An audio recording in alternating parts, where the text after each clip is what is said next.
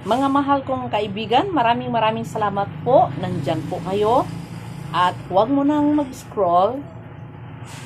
Bibigyan niyo po ng few minutes to listen to the words of God. This is very important.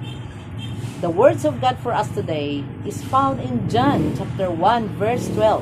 It says, "Yet to all who received him, and to those who believe on his name, he gave the right to become the children of God." Authority to become children of God. Karapatan maging anak ng Diyos. Babasahin ko po sa Tagalog version. Ito po ang sinasabi, subalit ang lahat ng tumanggap at sumampalataya sa Kanya ay binigyan niya ng karapatang maging mga anak ng Diyos. Bigyan niya ng karapatang maging anak ng Diyos.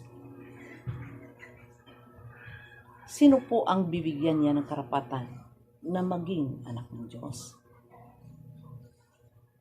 Ang lahat na tumanggap at sumampalataya sa Kanya. Naniniwala ka ba? Sumampalataya ka ba sa ating Panginoong Hesus na Siya lang ang iyong Panginoon at tagapagligtas? Kung ikaw ay nanampalataya, kailangan mong tumanggap. Bakit kailangan tanggapin? Iyon ang isa ka proof na ikaw ay totoong nanampalataya. Tatanggapin mo. Kasi ang pagtanggap ay iyon ay isang desisyon ng isang taong nangangailangan ng tagapagligtas. Ang taong naniwala pero hindi naman siya tumanggap, walang mangyayari na relasyon. Katulad ng isang lalaki, kung umibig siya ng isang babae, kailangan po siyang tatanggapin ng babae. Pero kung ang babae naniniwala, hindi naman siya tumanggap, may mabubuo bang relasyon? Wala po. Ganun din. Ang pagtanggap, isa ito ka desisyon na makipagrelasyon ka sa iyong tagapagligtas. Sino po siya? Ang nagmamahal sa iyo, ang nagmamahal sa atin, na kahit tayo ay makasalanan, minahal po niya tayo. Siya po ang nagbayad sa ating mga kasalanan upang di na po tayo magbabayad sa ating kasalanan doon sa infierno. Kaya walang ibang paraan. Kailangan ka pong magiging anak ng Diyos upang makapasok ka sa Kanyang kaharian. Kaya bibigyan ka ng karapatan na maging anak ng Diyos kung ikaw ay sumampalataya at tatanggapin mo siya. Paano ba ang pagtanggap? Paano ba ang pagtanggap ay ipaparinig mo sa Kanya? Habang buhay ka pa, sasabihin mo, Panginoon, ako po ay makasalanan. Kailangan po kita bilang Panginoon at tagapagligtas. Pumasok ka sa aking puso. Sinabi pa niya sa Pahayag chapter 3 verse 20, Revelation 3:20, I stand at the door and knock. If any man hear my voice and open the door, I will come into him. Papasok po siya sa ating puso. Pag buksan po natin ang ating puso at siya ay papasok, gagawin ka po niyang anak niya. Ito po ang promise niya. At kung ikaw anak na ng Diyos, kung tayo ay anak na ng Diyos, mayroon po tayong karapatan na ibibigay niya. Bilang mga anak ng Diyos, hindi lang na binigyan ikaw ng karapatan na maging anak ng Diyos. Kung ikaw totoong anak na ng Diyos, ang karapatan mo ay Romans 8:16, ano sinabi niya? And if children, then heirs, heirs of God and joint heirs with Christ. Imagine that. Heredero at heredera. Kung tayo ay mga anak, sabi dito, yamang mga anak, tayo ay mga tagapagmana ng Diyos. Heirs of God. At yamang mga anak, tayo ay mga tagapagmana ng Diyos at kasamang tagapagmana ni Kristo. Di ba si Kristo anak ng Diyos? Tagapagmana siya sa kaharian ng Diyos. At dahil tinanggap mo si Kristo bilang tagapagligtas, ikaw ay naging tagapagmana ni Kristo.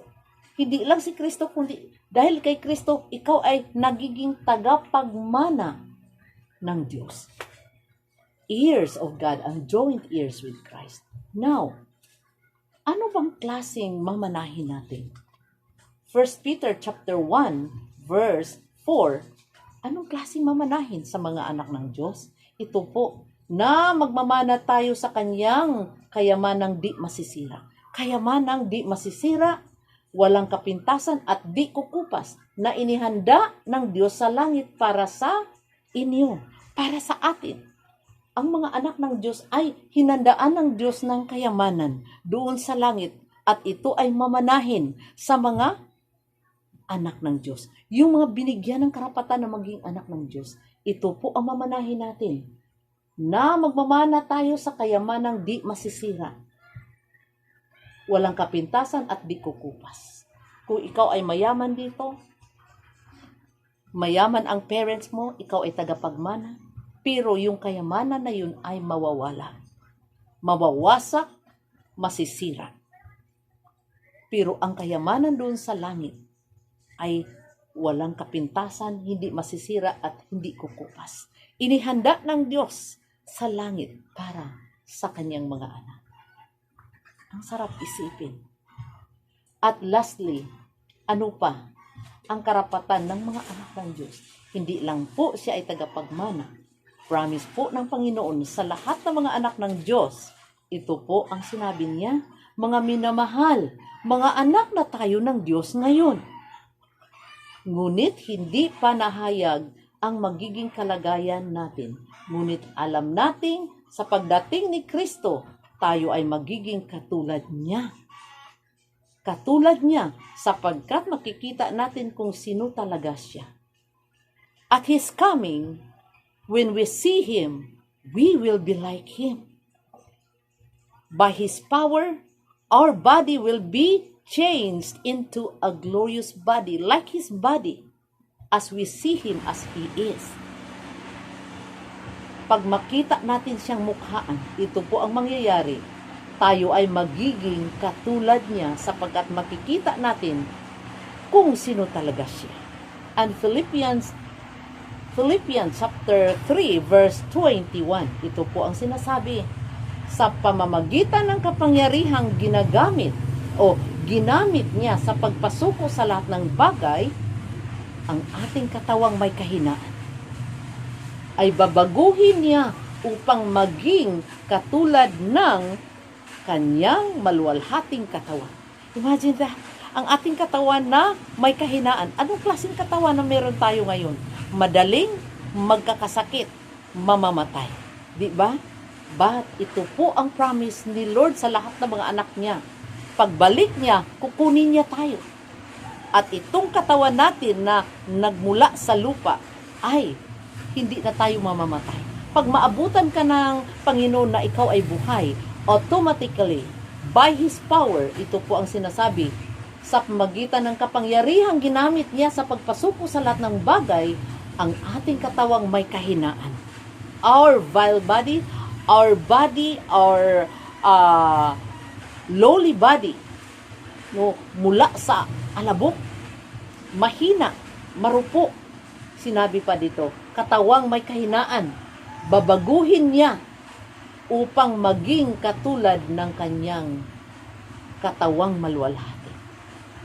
Yung katawan na hindi na mamamatay, katawang hindi na magkakasakit, hindi na magkakasala, holy, perfect, like the body of our Lord Jesus Christ. And this is the promise of God to those who are the children of God, to those who accept Him, to those who believe. Ito po ang promise. Karapatan ng mga binigyan ng karapatan na maging anak ng Diyos. Na mga anak ng Diyos, ito po ang mga karapatan. Una, tagapagmana ka sa kayamanan na inihanda ng Panginoon Diyos sa langit. Di kukupas, di masisira, at di walang kapintasan. At lastly, ang mga anak ng Diyos ay babaguhin ang kanilang katawan. Gagawing katawang malulahati katulad ng katawan ng ating Panginoong Yesus. What a glorious day that will be. What a glorious day that will be. That your body, our body, will be changed like the body of our Lord Jesus Christ. I hope and pray na ito po ay magiging clear sa inyo at kayo po mabibigyan ng karapatan na maging anak ng Diyos. Tanggapin mo ang Panginoong Jesus. Kung ikaw ay nanampalataya, tanggapin mo siya bilang Panginoon at tagapagligtas upang mabigyan ka po ng karapatan magiging anak ng Diyos. Thank you for listening and may God bless you.